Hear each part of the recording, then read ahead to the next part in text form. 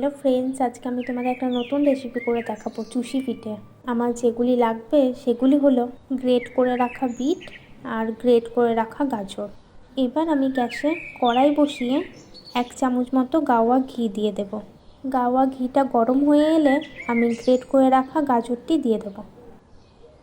দিয়ে গাজরের মধ্যে আমি 1.5 চামচ মতো চিনি ওর মধ্যে দিয়ে দেব। একটু ভালো করে নাড়াচাড়া করে আমি 1 বাটির মতো গোবিন্দভোগ চালের গুঁড়ো দিয়ে দেব। দিয়ে তার মধ্যে আমি পরিমাণ মতো সুজি দিয়ে দেব। দিয়ে একটু ভালো করে নাড়াচাড়া করে পুরটি আমার তৈরি হয়ে গেলে আমি একটি জায়গায় ওটা তুলে নেব। গরম থাকতে থাকতেই আমি হাতের সাহায্যে ওটা ভালো করে মাখিয়ে নেব। আমার মাখানো হয়ে গেলে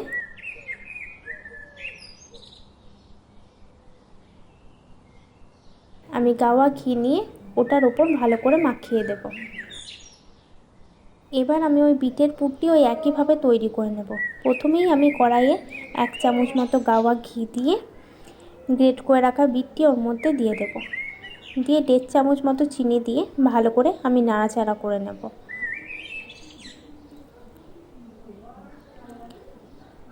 দিয়ে আমি ওই বিটটির মধ্যে 1 বাটি মতো গোবিন্দভোগ চালের গুঁড়ো দিয়ে দেব। দিয়ে আমি একটু ভালো করে নাড়াচাড়া করে একটি জায়গায় বিটের পুরটি আমি তুলে নেব। এরপরে আমি যে বিট গাজরের পুরটি তৈরি করে রেখেছিলাম সেটা থেকে খুব ছোট্ট একটা ডেলি কেটে হাতের সাহায্যে প্রথমে গোল করে নিয়ে লম্বা লম্বা শেপ করে নেব চুষি পিঠের মতো।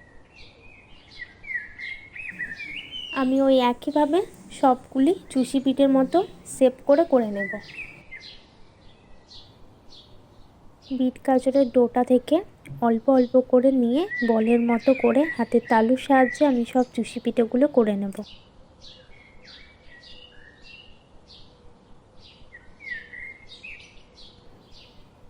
চুষি পিঠেগুলো আমার সব বানানো হয়ে গেছে।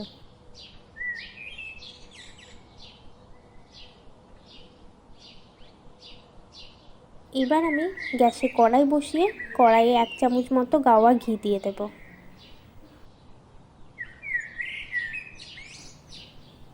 গাওয়া ঘিটা গরম হয়ে এলে আমি কয়েকটি তেজপাতা ওর মধ্যে ফাটিয়ে দিয়ে দেব।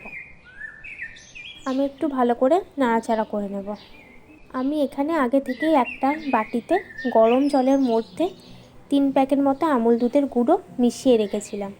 এবার আমি ওই আমুল দুধটি কড়াইয়ে ঢেলে দেব।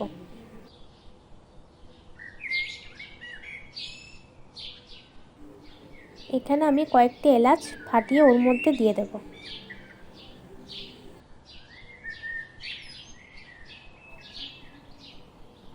এবার আমি দুধটিকে হাই হিটে ভালো করে জাল দিয়ে ফুটিয়ে নেব।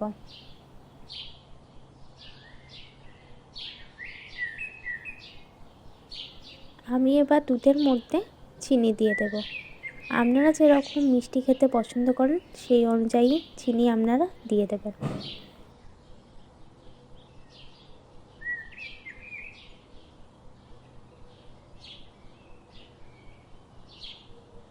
দুধটা একটু ফুটে এলে আমি যে চুষি পিঠেগুলো করে রেখেছিলাম সেগুলো আমি ওই দুধের মধ্যে দিয়ে দেব।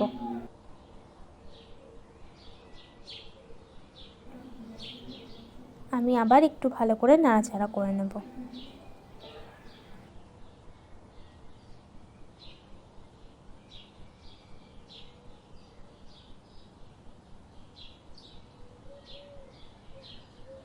এবার আমি ওপর থেকে কিশমিশ আর কাজু দিয়ে দেব।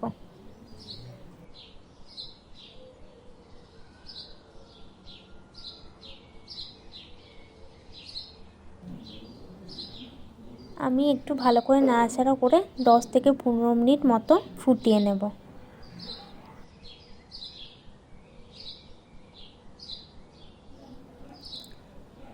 দুধটা আমার ঘন হয়ে এসেছে।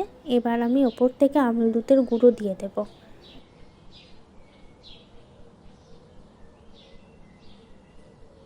দিয়ে একটু ভালো করে নাড়াচাড়া করে নেব।